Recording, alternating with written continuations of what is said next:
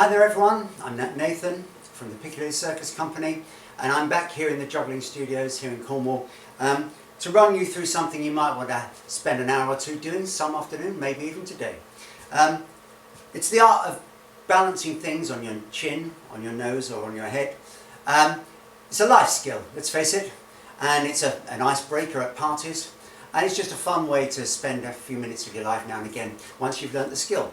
The skill's not that difficult to learn, and most of us circus performers at some point in our ancient histories we've learnt this skill from the beginning. So I'm going to share the techniques with you for getting started on balancing objects on your chin, on your nose and on your forehead. Surprisingly enough, this doesn't actually start anywhere near your face, your chin, your nose, your head. It starts with your hand. You take your hand and lay it flat with your palm up towards the ceiling, and just place whatever object you're going to juggle flat on your palm. Now before you start, choose your objects carefully. If you happen to have a circus juggling club, that's a pretty perfect place to start.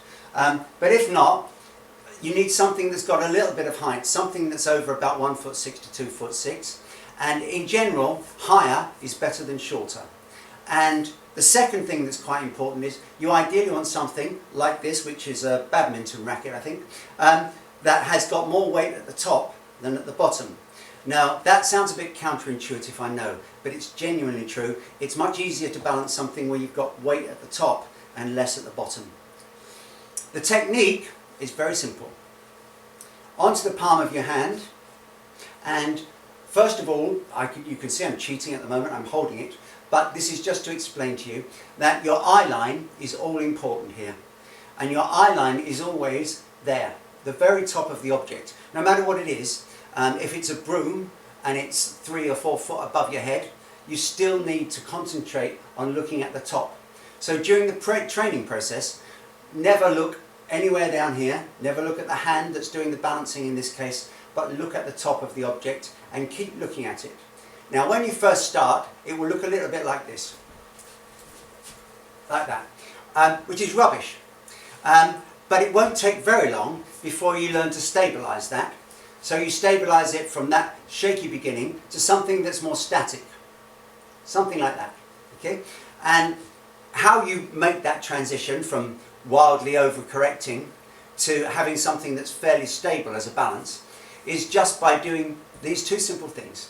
Keep your gaze on the top of the object and try and minimise the amount of correction that you're doing with your hand underneath. So instead of wildly trying to correct with your arms flailing everywhere, try and control the movement of your hand down to the minimum possible.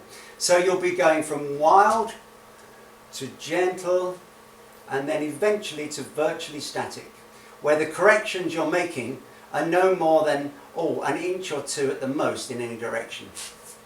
That process can take people a varying amount of time. I've known children at workshops sometimes learn this really quickly.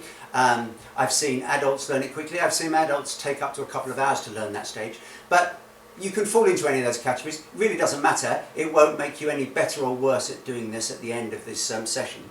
Okay, so once you've got there, you've got a nice stable object and it's not moving too much, you move to the next stage. So here we are, final section.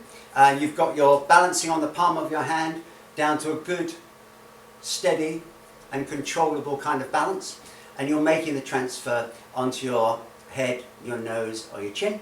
The most common mistake people make when they're trying to transfer that balance to this one is that they don't put the object at the right angle. I'm going to turn my body sideways so you can see what I mean.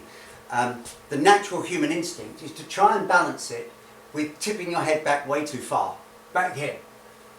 Really doesn't work because you need the eye line to look at the top. So you need to tip your head backwards only to the point where you can still look up and see the top of the object.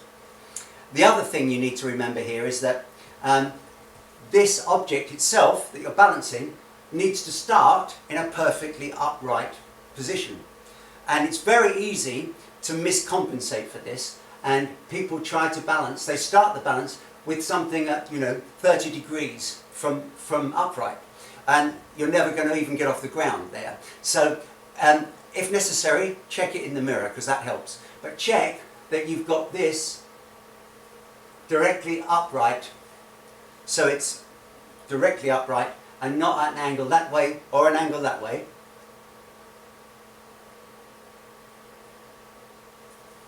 Okay. That's pretty much the full instructions. You can get as ambitious in the right circumstances as you choose with the balancing thing. You can balance chairs, you can balance brooms are great, snooker cues, they're great too, pool cues, anything like that, anything that's got a bit of weight at the top, not so much at the bottom, and in general, for the beginner, something taller is better than something shorter. The shorter things are, the harder they are to hold in a balance. Back in the 20s and 30s, you'll have seen videos of people flicking spoons onto their head. It's really hard. I know, as somebody who's tried it and almost lost an eye on many occasions giving that one a whirl. So, happy balancing, guys. There you go. A couple of hours of your life sorted out. If any of you have got any suggestions for other circus skills you need or would like to learn, please drop me a message, comment under the video, or subscribe to the channel, send me an email, whatever. And if there's something I can do to answer your questions in terms of a new video, then I'll do that. Happy balancing, guys. See you again soon.